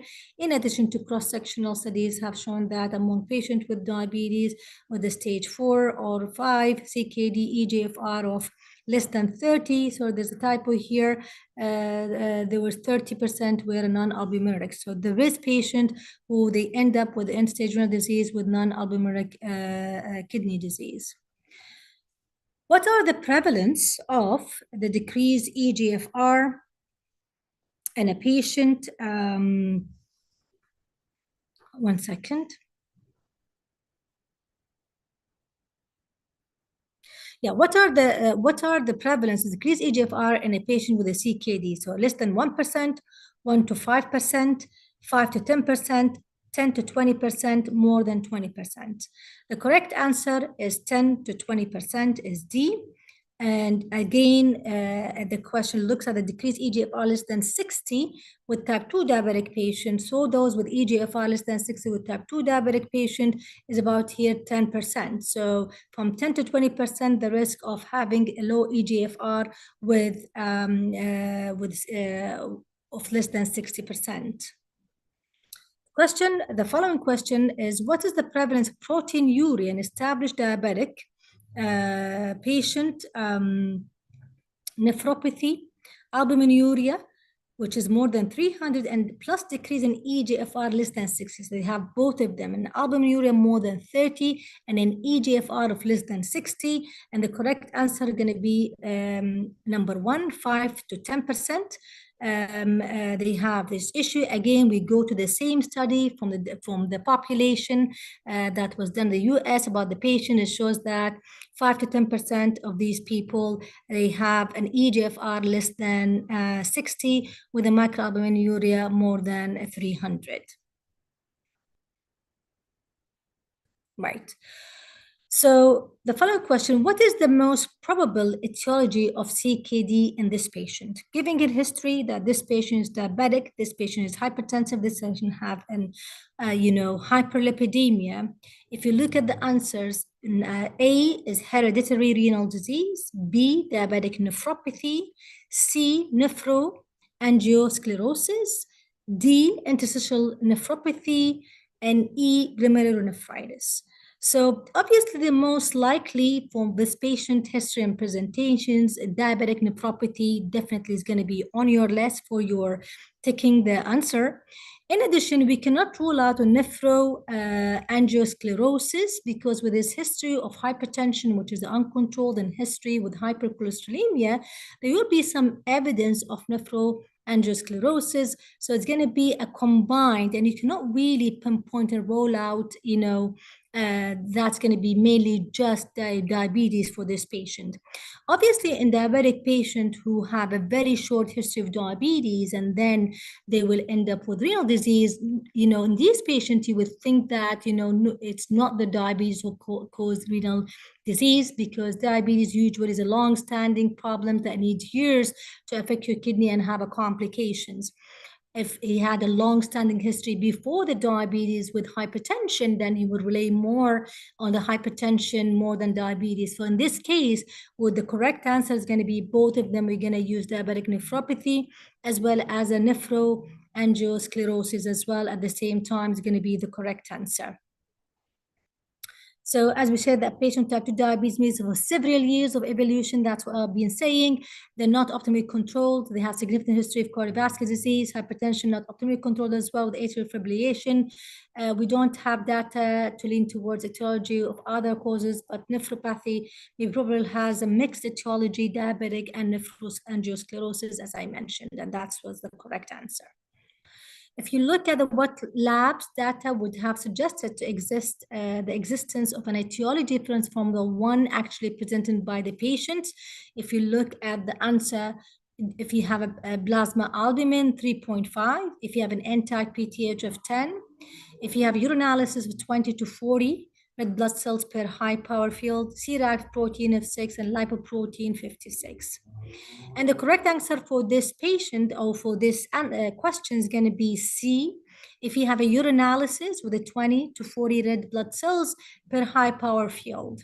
Obviously, with any CKDs, we will have a proteinuria, we'll have, your PTH will be increased as well. C-reactive protein in most of our patients are increased, and lipoprotein could be increased as well, regardless of what kind of CKD you have. But urinalysis with the 20 to 40 red blood cells is going to be sort of the findings that you would wonder that your cause is not diabetic kidney disease. Although you have persistent microscopic hematuria can occur rarely in people with diabetes nephropathy, but the presence should lead to a consideration of other etiology and neurologic nephrologic conditions. Glomerulonephritis should be considered in the presence of red blood cells, CAS, and so on. So other conditions that suggest etiology is different from diabetic kidney disease or vascular disease, rapidly failing eGFR, as I mentioned, and as well as absence of diabetes and vascular complication and non-duration of diabetes. I mentioned very short vascular disease, less than 5 years, or signs of symptoms of other disease, systemic diseases that elude that you have other problems, this patient suffering from other rheumatological or neurological issues that may contribute to your failing or CKD cause. Right, the following questions going to be, so after presenting acute renal deterioration for this patient due to his gastroenterocolitis, and the patient renal function did not return back to its previous baseline situation, which of the following statements are true? So you have acute kidney injury is a factor initiating CKD. Acute kidney injury is a factor in the progression of the CKD. After a situation of severe acute kidney injury, the most cases, renal function return always to the basal situation if the AKI is not as a long duration. After severe AKI, renal function may not return to baseline. After an AKI, hyperfiltration occurs with the greater function of the remaining of the nephrons. So basically, if you look at this answer, so it's going to be answer A, answer B, as well, correct answer E. So the acute kidney injury is a factor initiation CKD, yes. It's actually, and it's cause progression of your CKD, yes. And then after severe AKI, renal function may not return back to your baseline. So that's for sure what's happened in most of the cases that we see. So nephrotoxicity is one of the factors initiating your progression to CKD. Patient can present with a CKD without baseline, any injuries from before. Effect of the toxin may produce nephrotoxicity of drugs or certain hemodynamics in situation with renal hypoperfusion. In these circumstances, decrease in eGFR favor tubular ischemia and consequently nephrotoxicity due to the accumulation of certain amount of nephrotoxin drugs with an eGFR is reduced for this patient. Right. What should you initially manage this patient? Who should initially manage this patient? A nephrologist, primary care physician, a cardiologist, endocrinologist, or none of them? Obviously, we are increasing awareness of CKD and diabetic patient and how to deal with them. And the correct answer, obviously, is going to be for the primary care physician. I showed you on the previous slides that, this patient still have a good eGFR of 55 ml per minute. His albuminuria is 120, is moderate, okay? But still, this patient could be managed by his primary care physician, and then we can discuss when does he need to refer him to a more specialist and to be dealt by another specialist. So patient does not meet any criteria for referral to nephrology and can be initially be managed by your primary care physician, by you guys. You are the frontliners. You are, most of the patient from that stage, you see them in your clinic and you need to know how to deal with them. And that's why we are here to help you guys today to have the right choices, the right medication to help to reduce these patients' risk of cardiovascular as well as their CKD progression and microalbuminuria. If the albumin progress or the eGFR decrease despite having a controlled the risk factor, then the guidelines recommended to refer them to the nephrologist. And the clinical criteria, sorry, this is very small here, to refer them to a nephrologist will be albumin to creatinine ratio of more than 300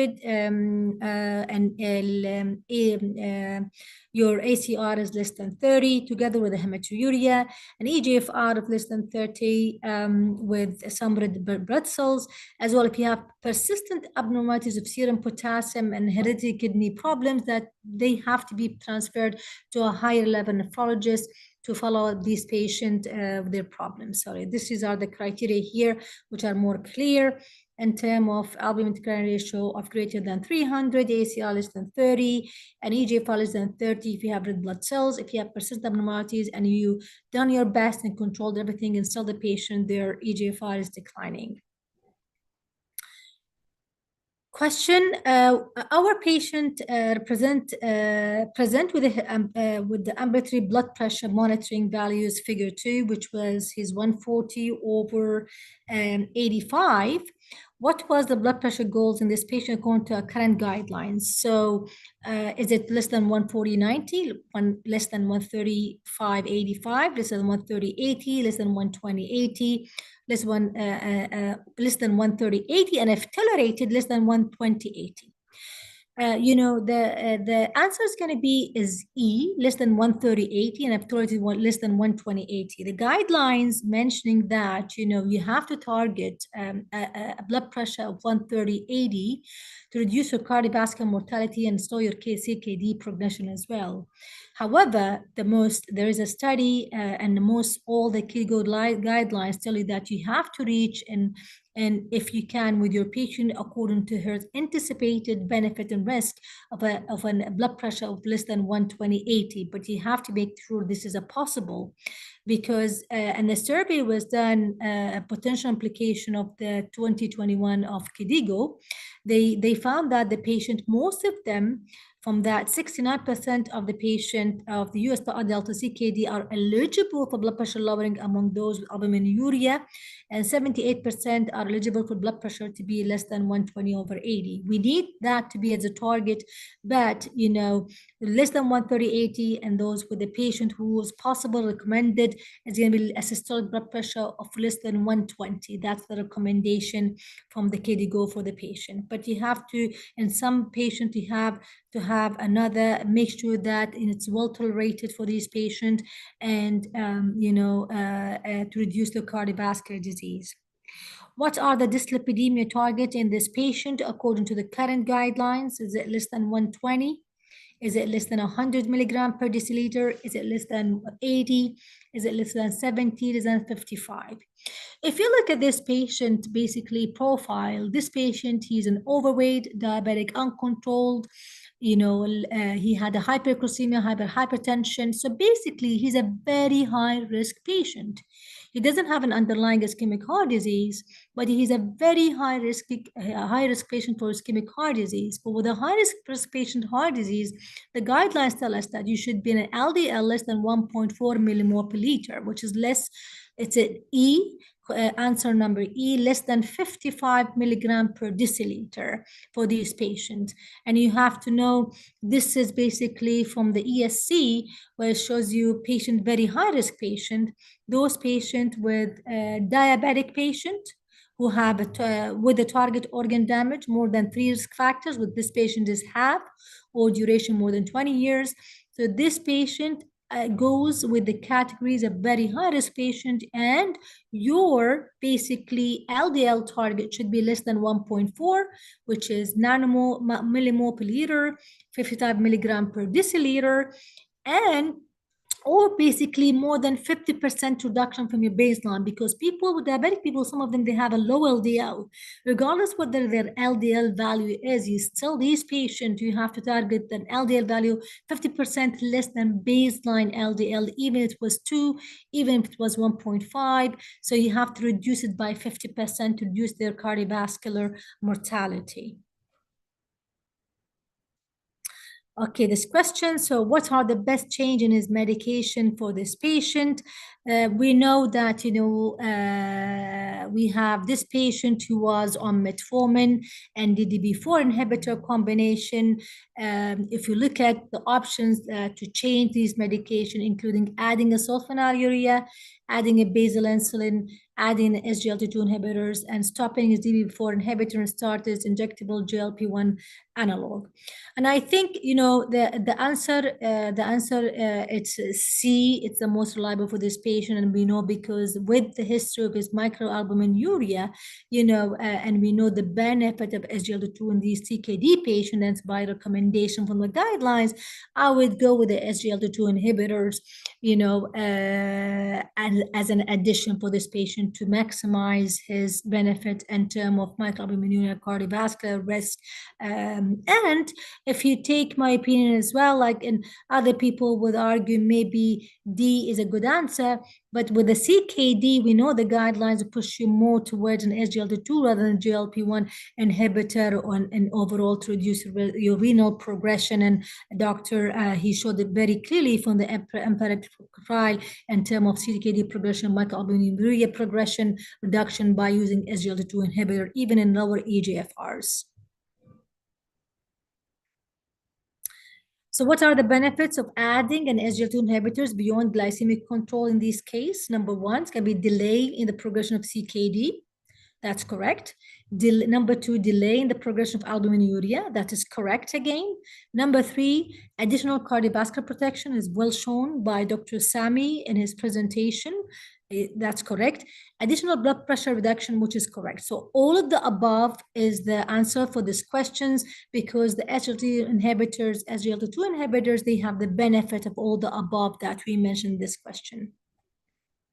And if you look at the current indication for the SGLT2 inhibitors in terms of congestive heart failure, glycemic control, reduction of your cardiovascular disease, diabetic kidney nephropathy, as well as non-diabetic kidney disease, we know that reduce your microalbuminuria and eGFR more than 25.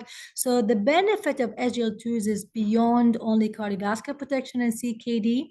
It's really good for the patient and they're really helpful in terms of reducing these risk factor and progression of your kidney disease.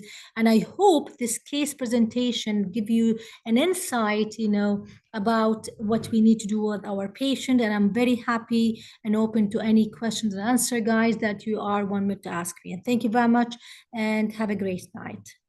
Thank you so much, Dr. Amna. This was an amazing case that covers the whole subject of chronic kidney disease in patients with diabetes. And the questions you alluded to answer all the clinical part that we might encounter. And I think your presentation was a good answer for many of the questions that I have received.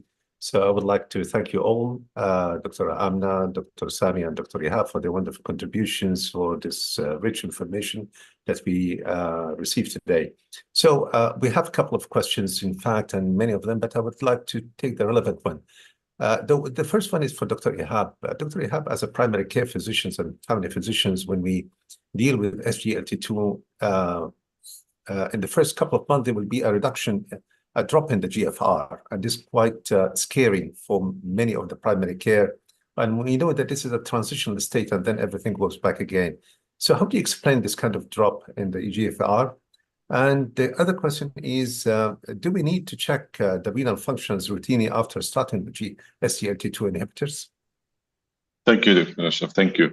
So, as we know, and we have seen the mechanism how the SGLT2 inhibitors works, it does have some sorts of similarities to the other drugs which have proven to show a reduction in long-term risk and in renal protection. So it is not surprising that we see some reduction in the GFR at the beginning of the treatment. Nevertheless, when the drug came to the market, or the drugs came to the market, this element by itself was a little bit scary to many of the physicians, even the secondary care physicians. And it used to become a trend and a habit that once you start a treatment like ACE inhibitor or angiotensin receptor blockers, you must check the renal function afterward. With the more common use of the medicine, we, as clinicians, people using the medicine, they started to realize actually this is a good sign that the medicine is working, because the mechanism of the drug, how it works at the level of the glomerular filtration and causing apparent arteriovenous vasoconstriction, this is a good sign that actually the patient is starting having the benefit of the medicine. Assuming the patient is asymptomatic, assuming that we don't have other factors why we should be concerned that the patient is actually clinically having clinical problem rather than only just an effect from the drug, we don't usually recommending nowadays routine checking of the renal function. And this is becoming also practice in other countries, including the United Kingdom. The reason behind that is that we have the evidence is that, yes, at the beginning, there might be some reduction, but over the time, this will be neutralized as well as getting even better on the long run. And here comes the point of the long-term protection. As my colleague, Dr. Sami, have shown that the curve does divert very early, just less than 1 year for the long-term protection of the kidney. So recap about the point, no need for routine checking, and this is a good sign that the medicine is working, unless you have any other factors as a clinician where you need to be concerned about the patient. For example, like our colleague, I'm not sure the case of gastroenteritis or something like that, then you don't need to routinely check. Thank you so much, Dr. Ihab. Thank you. Dr. Sami, regarding do the SGLT2 inhibitors affect the potassium? Well, okay.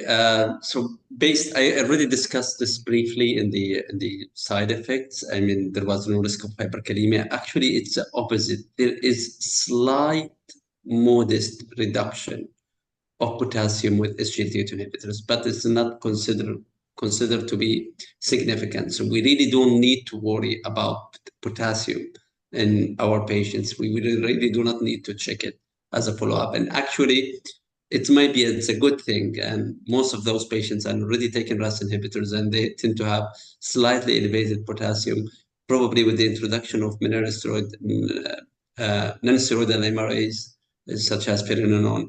Presence of SGLT2 inhibitors, which might lower potassium, it might be a good idea. Okay.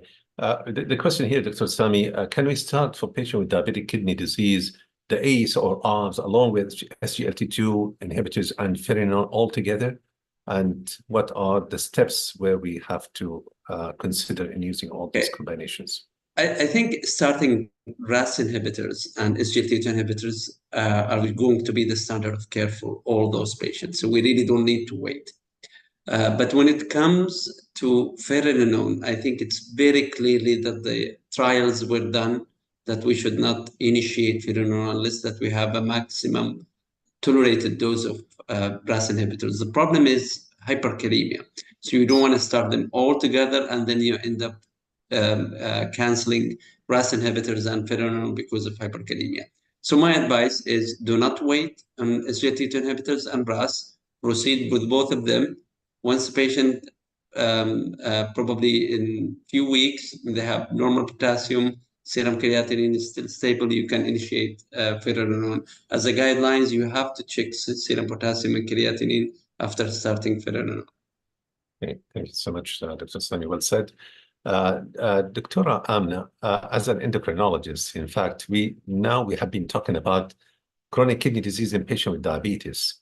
But what about chronic kidney disease in pre-diabetes? We know pre-diabetes now considered to be a disease because it has its complication for microvascular and macrovascular complications. So does we follow the same recommendation for diabetes as a patient for pre-diabetes in early stage? recommendation in terms of SGLT2s. We know that, in terms of, pre-diabetes patient, we know that maybe there is, before the diagnosis, as you mentioned, that 10 years of having, problems in terms of microvascular problems. And patient, even some of them, they present with complication of diabetes, they still not been diagnosed with diabetes. Yes. And microalbuminuria is one of the things that we see it, some of the patient of a pre-diabetic patient. And I think the studies shows that, and I've actually, I did a poster presentation using SGLT2 in non-diabetic albuminuric patient. And a non-diabetic albuminuric patient, even with peripheral edema as well, it's helped them quite a lot. So I do think, it's really, SGLT2s, they now, in the case of, if nephrologists, more than diabetic, more than endocrinologists, because they see these cases before we see them as a diabetologist. And I think in SGLT2s, they have a great role in albuminuria and reduction and progression with these for these people, regardless if they have diabetes or not. Because diabetes, at the end of the day, it's a number, and those patients, most of them, it's not only just diabetes they have, as you mentioned, a high risk for cardiovascular disease, other risk factors in terms of, hyperlipidemia, hypertension, and obesity as well. And we know obesity is one of the causes as well. So I think we should consider and we should think about it, even a patient is not diabetic. It's really helpful. But I think these cases will be seen more by primary care physician, who they refer them to a nephrologist before they come to us, because at that stage they're not diabetic yet, as an HbA1c, if I'm not mistaken. I can ask Dr. Sami what they think about that. Yeah, Dr. Sami, what's your thought on this? I missed part of the questions. Regarding the pre-diabetes, as a risk factor for cardiovascular disease, for micro and macrovascular complications. It's an onset which started 7 years before the onset of diabetes. So do we have to yes, go ahead. But we're really generous in the nephrology clinics to start patients in SGLT2 inhibitors for many indications. Diabetes is not the only one of them. So I have very low thresholds in starting SGLT2 inhibitors in patients with pre-diabetes, given that they have other indications such as chronic kidney disease or a cardiovascular disease. Okay, thank you. And I think, as I mentioned, because they're not diabetic yet, now these patients are going to be referred to a nephrologist before we see them. The usual route is going to be diabetologists, CKDs, and referred to nephrologists as required. But I think these days we see more people going to nephrologists because of these complications before they come to us and before they become diabetic, fully diabetic. Absolutely right. Dr. Anna, do you think that the combination of SGLT2 inhibitors and GLP-1 benefits? Okay. They are the most beautiful combination I ever seen for the last 10 years of my practice. The combination of SGLT2s and GLP-1 giving their evidence of cardiovascular protections, kidney protection, microalbuminuria. We've been able with these medications, helping people who've been on insulin for such a long time. I had a poster and research presentation about people who were diabetic for 25 years. They've been on about 100 units of insulin. And with that long duration of diabetes, I was able to stop all that 100 units of insulin per day that they were taking. And they are on combination of SGLT2s and GLP-1 receptor analog, because the metabolic effect of these two medications, weight reduction, appetite suppression, reducing your fatty liver disease, reducing the fat on your pancreas as well as the kidney. We know even like from the studies that with the low caloric intake, like a direct study, that you can reverse diabetes. So I think with these medications that help people to be metabolically more healthier and reducing the fat content as well as the visceral fat, I think it's a wonderful combination for our patient, for our population. It's a good as a holistic approach because you're targeting different organ and obesity and fatty liver disease, which is, I think, obesity, fatty liver disease, type 2 diabetes, or all of them is one entity, to be honest, at the end of the day. And they are a wonderful combination and highly recommended for all of our patients in the clinic. Yeah, based on the patient profile that we have for patients with diabetes with cardiovascular risk, usually the first choice is SGLT2 or GLP-1. So now this is at the top of our choices to use among the different varieties of anti-diabetic medications. Thank you so much. Dr. I have one question for you. How can we avoid or minimize the potential side effect of SGLT2 inhibitors? From your clinical practice, do you encounter the complication of urinary tract infection because of the SGLT2? Is it common? Thank you very much. Because we don't see it much. So, yeah, for the first part of the question, again, coming back to the mechanism of the drug action, so there will be loss of glucose in the urine, loss of the sodium, and the fluid loss as well. Knowing all these things together, then we would normally warn the patients whenever there is any problem affecting all of these factors, then be careful about this tablet. This is a wonderful tablet in a normal day for the patient. But if you have, for example, a patient who all of a sudden became feeling unwell, feverish, or having a diarrhea and vomiting, there is a good advice to say to the patient, take a holiday for 2-3 days until you get better. This is a common and important factor. I've just given it actually to one of the patients today morning. But I call it usually a sick day holiday from this one. The same thing applies for ACE inhibitor. The same thing applies sometimes for metformin. So this is a common thing. We should educate the patients about it. And number two, actually to be vigilant by reviewing the medications profile of the patients. Good monitoring for the patients. Usually would like to keep an eye on our patients. Patients who are carefully monitoring their health parameters, we ask them to come back again to the clinic, or even the family medicine clinic, not necessarily the hospital. Very good education is a very strong tool for protection against this side effect. The concerning side effect, the uncommon type of problems, which we get concerned about it from the studies, like severe diabetic ketoacidosis or Fournier's gangrenes. Actually, with the more wide use of the medicine, it is not a common thing that we should be worried clinically on a day-to-day practice. And the other part of the question, if you mind, remind me again the second part, please. Regarding the complication of urinary tract infections. How infections. frequently we see it. In fact, actually, urinary tract infection, it is not something that we should worry too much, especially in the same frequency when the drug came to the practice and the market. And there is another important factor here I would like to mention, that with the privilege in our region, with our religions and traditions in the Gulf and Middle Eastern area, the hygienic factors among the patients is much better than a lot of the other parts of the world, which does provide a very good protective mechanism against the frequent urinary tract infection. The frequent use of the water, the hygiene, cleaning, it's a very important factor. So a patient with recurrent urinary tract infection, elderly patients who already have these problems, I would like to be careful, look for underlying cause for this type of factor rather than bombard them with another drug like this.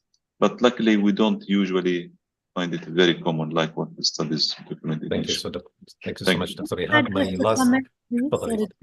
Yes, just one more thing, that it's very unlikely we see a UTI in our patient using SGLT2 for the last, whatever, 15 years that in my clinical practice. But pay attention to a female in perimenopause and menopause area. They had other causes in terms of estrogen deficiency. And these ladies, they might have problems with recurrent UTI or frequent UTI because of the estrogen deficiency. This is very important because even some structural changes with deliveries comorbidities as well with, pregnancies, if they have uterine prolapse, if they have, bladder prolapse as well, these things can cause them to be more prone. So rarely I've seen any SGLT2 side effects as a UTI, but in some of the females, the estrogen deficient, not because of the medication, because of what they're going through, as well as the estrogen deficiency in that area, they are prone to basically recurrent UTI as well. And it's very important that notice that people have to pay attention to it. Okay. Thank you so much. Last question, Dr. Sami. A couple of our colleagues in primary care, they are asking, how frequently should we test for both the EGFR and USCR in diabetic patients? So this is a very solid, important statement to enhance the screening of those people. I think based on ADA recommendations, like for every patient with type 2 diabetes, we have to measure it at the time of diagnosis. And for patients with type 1 diabetes, we have to measure it 5 years after the diagnosis. Now, once the patient established chronic kidney disease with the presence of albuminuria and chronic kidney disease, we need to do it more often. I would say in patients with early chronic kidney disease, probably once or twice a year, and patients with probably advanced chronic kidney disease will do it more often, such as 4 times per year. Thank you so much. I think for the sake of the time, I would like to ask all of you one question, which is usually important for all of us. I need you just to give one statement, which is a solid recommendation for the primary care physician in contrast to the management of patient with chronic kidney disease, diabetic chronic kidney disease in primary care. If you would like just to give an advice, we'll start by you, Dr. Ihab. Okay, very simple word. Keep it as a sign in front of you. Always think holistically and comprehensively about your patients as one entity rather than fragment them as different organs, with due respect and full respect for the dignities for our patients. I truly recommend, second what you have said, Dr. Ihab, in family medicine, we try healthcare system globally have fragmented the human being into different pieces and organs, and that's why our healthcare system is organ-oriented departments. So each department snatch, a piece of the human being and focus on how to treat that particular part. But the primary care and family physician, they try to integrate these fragmented pieces into one entity, which is a human being, and then pay respect and pay whatever is required from the management and treatment point of view to safeguard the patient. So thank you so much. Absolutely. So we have to look into the holistic, and now we are in a holistic way of managing our patients and in customization based on the patient profile. So one size is not fit for all. So this type 2 entities has to be integrated in our clinical setup. Exactly. Dr. Sami, your one statement: always screen for high-risk patients, because you cannot treat them well unless you diagnose them first. Excellent. Thank you so much, Dr. Amna. I cannot agree more than the holistic approach. It's a one body, one person. Diabetes affect different organs, so you have to look at it as one entity. And I admire, the primary care health system that looks in everything together. So that's really a must, because we're treating one person, we're not treating different organ. And all of them, they talk together, and you have to empathize with your patient, support your patient, and see your patient and have a passion to treat your patient as well. Thank you so much. Well said, all of you. And now coming to the end of this session, I would like to thank you all. And I would like to thank you, colleagues, for attending this 1.5 hour. So I would like just to conclude by saying that, as we have learned from our guest speaker, that the CKD is one of the most prevalent complications, which is usually associated with the type 2 diabetes. And unfortunately, it's not diagnosed, it's underdiagnosed, undertreated, and unfortunately recommended CKD testing is underutilized. So I think this is a very important statement that we have to remember it all the time. So we have to use the screening tools and for testing these in early stage. And as we have learned also, it's the leading cause for the end-stage renal disease globally, and even with a special focus on our countries and even our GCC. The CKD occurs in conjunctions with the cardiovascular, and we have been going through all the data and all the compelling evidence to support this. And early detections of chronic kidney disease is very important, to prevent the progression of the chronic kidney disease from stage to another. And as we have said and asked Dr. Sami, regarding the recommendation in the American Diabetic Association, they recommended the screening for kidney dysfunctions in patients with type 2 diabetes at least annually, using the UASCR and the EGFR in all patients with type 2 diabetes. And finally, I would like to say also another statement, which is the SGLT2 inhibitor should be initiated in individuals with type 2 diabetes and chronic kidney disease. And we should not be afraid of dropping the EGFR as we usually encounter in our primary care in the first couple of months, but things will be picked up. And with this, I think we will conclude by thanking all the guest speakers on your behalf, ladies and gentlemen, Dr. Ihab, Dr. Amna, and Dr. Sami for the wonderful contributions. And I would like to thank Boringer and Gleim for giving us this wonderful opportunity to be together. Additional thanks goes to ملتقى الخبرات لتنظيم المعارض والمؤتمرات for their wonderful organization. So please, ladies and gentlemen, whatever we have learned today, please take it along with you as a solid way to act to safeguard our patients and to practice the best state of art to manage our patients with chronic kidney disease in a patient with diabetes. So thank you very much for all of you. Assalamu alaikum wa rahmatullahi wa barakatuh. السلام عليكم ورحمة الله وبركاته. يعطيكم العافية. شكرا جزيلا لكم جميعا. شكرا.